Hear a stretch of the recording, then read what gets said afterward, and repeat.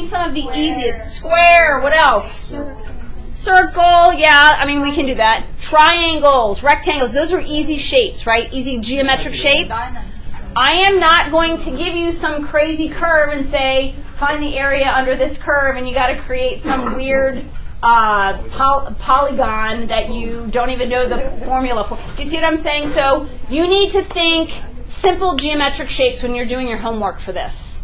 Okay, think easy, simple geometric shapes. Triangles, squares, rectangles. Okay, and I am going to go through an example of a circle because you do have one in your homework.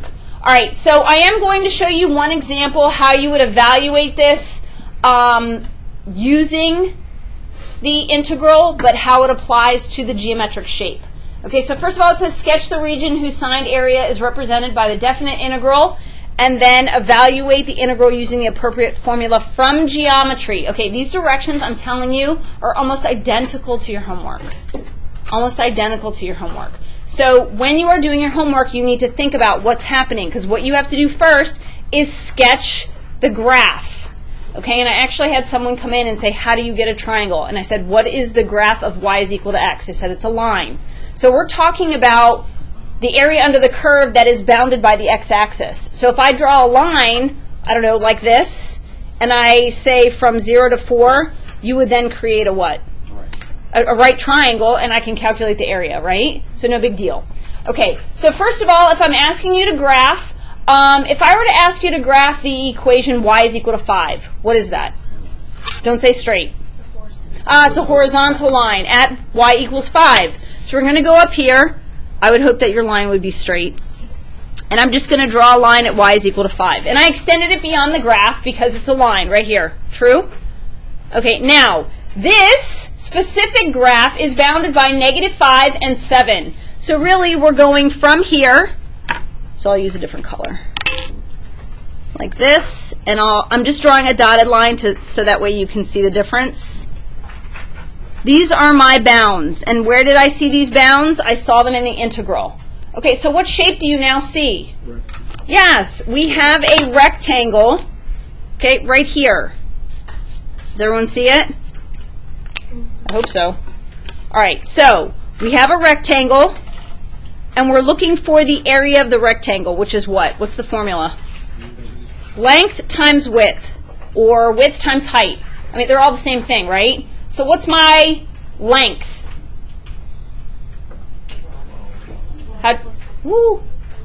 It's 12, right?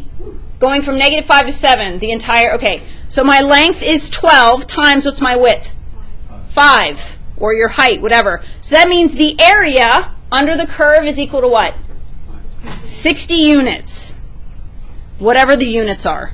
Okay. So does everyone see how it applies to geometry? Yes? All right, so let's take a look here. I just want to show you something really quick. Forget about the bounds for just a second and integrate for me 5 dx. What is the integral of 5 dx? Forget about the bounds for just a second. 5x plus c. Now, when you have bounds, -5 to 7, no longer using plus c, right? I'm showing you how these two are related. So what we have is 5x to be evaluated from -5 to 7. Okay, I'm going to go through this more in the next section, but I just want to show you how this applies.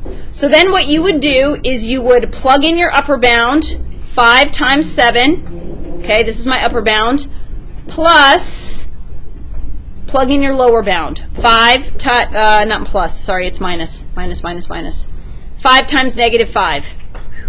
Struggling. All right, I got it. It is correct. So this is 35 minus a negative, so this becomes plus 25. What's 35 plus 25? Oh my gosh, 60 units. Okay, so do you see how that works? So literally right now we're using the geometry. Next class we'll focus on the integral. Yes? Do you have to square the units? Yeah. But I mean, we didn't give anything. I'm just asking you. So technically, so fine, units squared. Must have been that donut. Okay. Yes? Because it is the area. He is correct. Whatever the units are. But right now we're not giving you any units. Okay? Questions? Are you sure? Well, I'd rather you call me out, because if not here, someone else is going to look at the video and say it. It's a story I'll share later. Okay. We don't want it on record, right? Yeah. Okay, so let's look at B. We are now just going to use the area under the curve. So in this case, the integral stands for the area under the curve, and what I need to sketch first is the sine of x. And we're going from negative pi over 2 to pi over 2. So you need to think about this. So if this is pi over 2 here, and this is negative pi over 2 here, what's a sine of pi over 2? I heard it. Sine of pi over 2? 1. That's 0. But yeah, it's all good. Okay? So that means, I don't know, the sine of pi over 4 is like somewhere in here, square root of 2 over 2. Sine of 0 is 0. So that means the sine of negative pi over 2 is negative 1. Agree or disagree? Okay, well think about your sine curve. If I had to sketch this, it would go like this, and wouldn't it keep going? So then if I go in the opposite direction, it would go like this. True?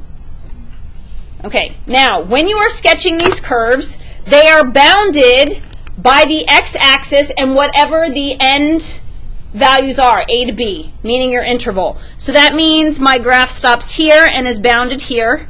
My graph stops here and is bounded here. So I am looking for the area beneath or between the x-axis and the curve. Does everyone see that? I tried to color code it there. Looks all pretty. Okay, so here's the deal. If I were to calculate all those values, I could figure out what that number is above the x-axis. Okay, I could do the same thing if I were calculating below, but now I need to think about what I know about the sine curve. First of all, the sine curve is symmetric with respect to the origin. True or false? Meaning, just look at it. We just graphed it. So whatever this number is, decimal, whatever, what can you tell me about this number? This is going to be negative, hashtag, true? Whatever the value is. So don't think, what's the area? 0. So I don't really even have to do any calculations. I'm just looking. So these are some of the things that you need to remember. Certain graphs that are symmetric, whether it's with respect to the y-axis, so it can help you sketch, or the origin would help you calculate the area, and then you're done a lot faster. Okay, so you do have to remember some of the things that you did learn does apply, even though probably back then you said, why am I learning this? Why do I have to know this? Right? We all did. Okay, questions on B. All right, let's take a look at C. All right, so there's a couple different things that I want to talk about here. Absolute value, tell me what the graph looks like. Yeah, everybody's showing me a V-shaped graph. Okay, just in your mind, take away the absolute value signs and tell me what that would be a graph of. Take away the absolute value. Oh, it's a line, right? Okay, that intersects where? At 2. Okay, and I have a slope of 3. Okay, so if I were to try to do this, I would go 1, 2, oh crap, I go off the grid. Right? So the other thing you need to think about is absolute value is telling you what about the graph. Where is it going to be? Above. Okay, so that's where we get this V-shaped graph. So really what happens is wherever I go below the x-axis, that portion of the graph is going to flip up. Does everyone understand that? So literally we have a line. Let's say I'll do it like this. Okay? So I have a line like this, and where these two are meeting, these two pens are meeting, that's where my graph goes below the x-axis. Does everyone understand what I'm saying? So I'm saying that this pen right here, this portion of my graph would need to flip up, which is where I get that V-shaped graph. Does that make sense? I'm going to show you where that happens. So where this graph intersects the x-axis is called my what? Say what? I heard something. What's it called? Where it intersects the x-axis. Oh my gosh, the x-intercept. Yes! Okay? Yes. How would I find that?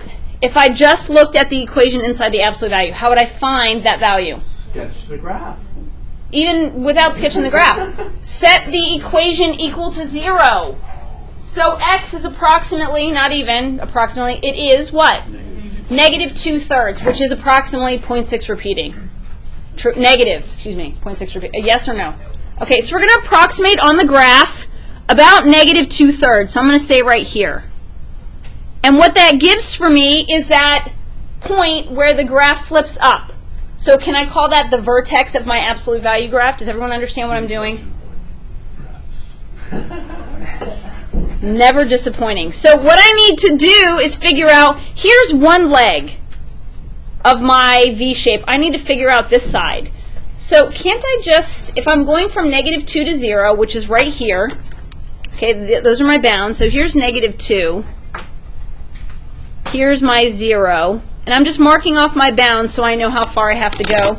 Can't I just plug in values to figure out what those points are for y? That would be the easiest thing to do, don't you think? Because I don't have a point for -1. Plug in -1. 3 times -1 is -3, plus 2 is -1. What's the absolute value of -1? Oh my goodness. 1.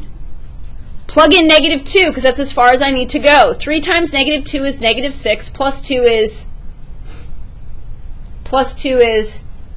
oh my gosh, guys. 4? Thank you. Okay, and the absolute value of -4 is... All right, so I go to -2, 4, which is up here. Isn't that as far as I want to go? Okay, so here's my V-shaped graph. I know, right?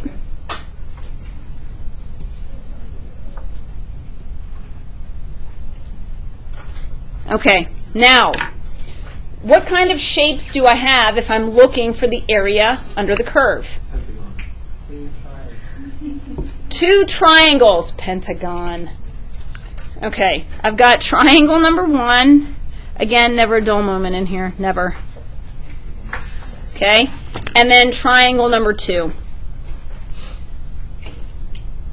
Okay, does everyone see that? All right, so let's call this number 1. Okay, and this is number 2. So we're going to find the area of triangle number 1. So this is going to be 1/2 my base times my height. What's my height? 4. It is 4. Okay, now I need to think about my base. So you have to be careful here because this is 1 unit, but I have what's this? How much is that? 1/3. 1/3. So I have 3/3 plus 1/3, which is 4/3. Okay. So then the area of the green triangle is how much? 8/3. Is that right? Okay. Now I need to figure out the area of my teeny tiny orange triangle, and then what do I do to get the area under the curve? Add them, right? This should be easy. We should all be happy that this is this easy, if you get it. Okay? So now we have area number 2, which is 1/2. What's my base? Be careful. It is 2/3 times, what's my height? 2. So then what's the area? 2/3. So then what's the total area under the curve? 10/3 units squared. Okay? Questions? Okay. Last one like this. Oh my, already? Yeesh. I want to pick up the pace here. All right, so first of all, when I'm looking at this, forget about the bounds for just a second. Can anyone tell me what this would be a shape of?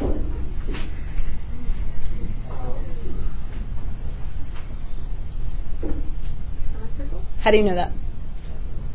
Because it's Okay, so we're saying a semicircle, but how did you... What if you... Forget about the bounds for just a second. What if I had y is equal to the square root of 9 minus x squared? Okay, and I wanted you to put whatever this equation is in standard form. That means I need to get rid of the radical. Okay? So just to prove that she's right, I'm just showing you how do I get rid of the radical? Square both sides. So this is y squared is equal to 9 minus x squared.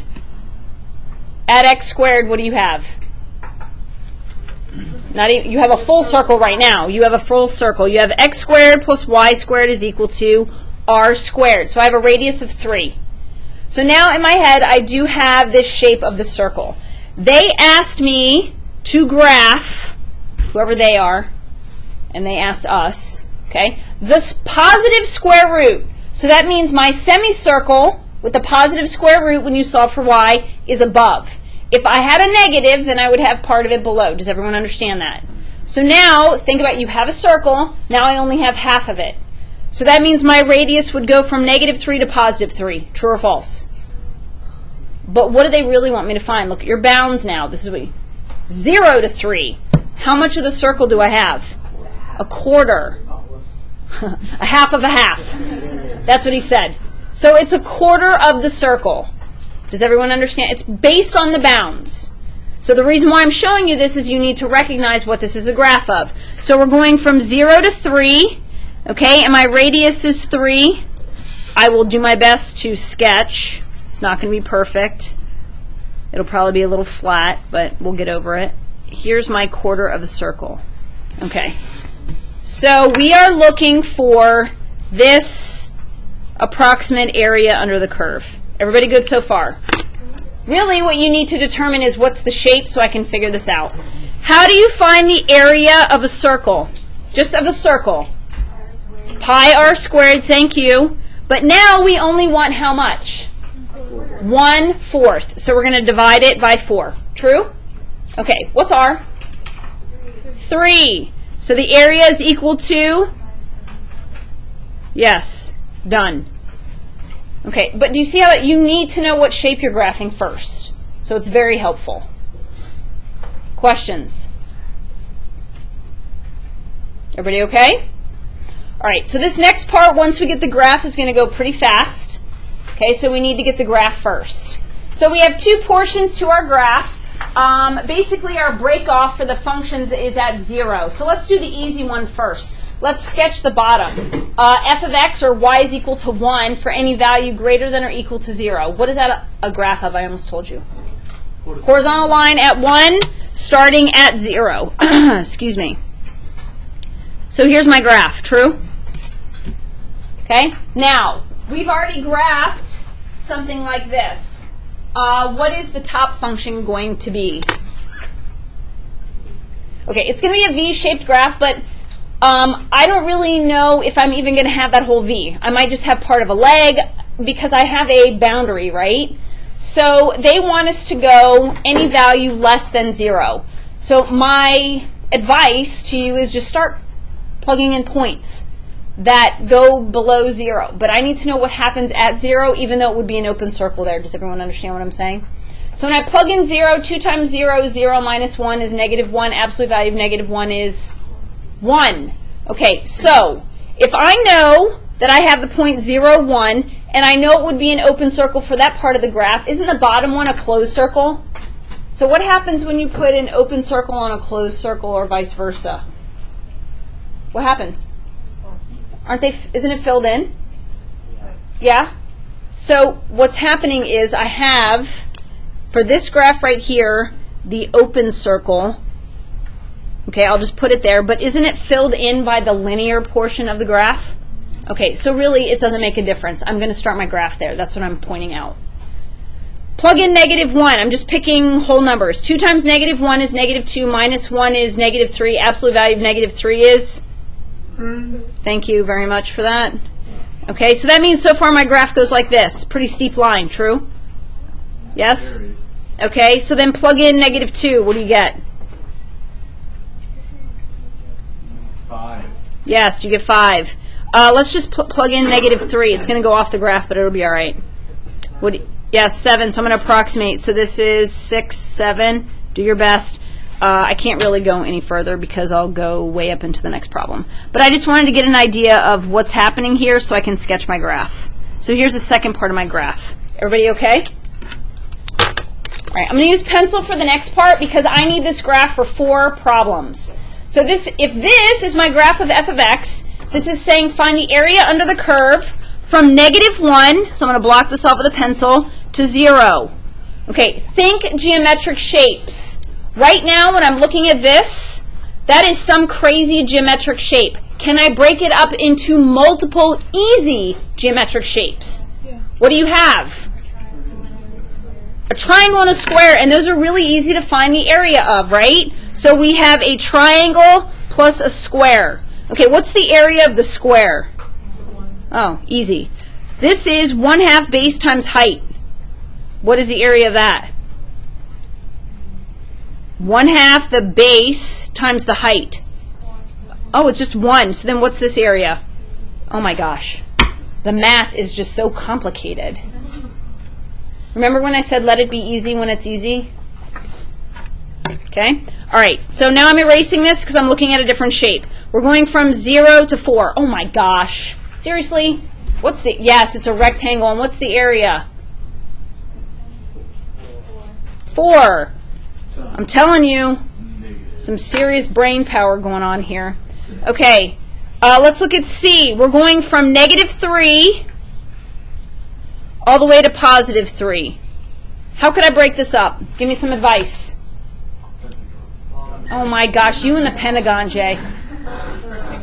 Yeah, give me a rectangle triangle. I'm going to take the easiest route here. What's this rectangle? So I got a rectangle plus a triangle. 6. Okay, so this is 6 plus. Now we have, I'm looking at this. It's 1/2 the base times the height. So I have 1/2. My base is how much? 3. And what's my height? I heard it. So it's 1/2 times 3 times 6. Okay. 9. So what's my total area? 15. Oh my gosh. All right. You guys, 1, 2, 3, go ahead and do the last one. You got it.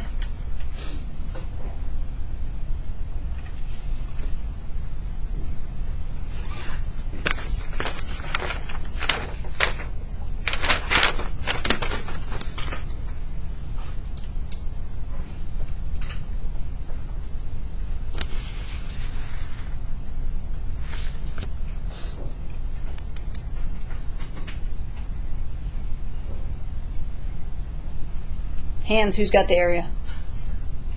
That was quick. Yeah? Most people, I can see it faster. What's the area? Say again? 10. Yeah. No, don't say it like it's 10. It's 10. You guys got that. Easy, right? All right. Oh, Jay. Sorry, I was trying to do it with the Pentagon.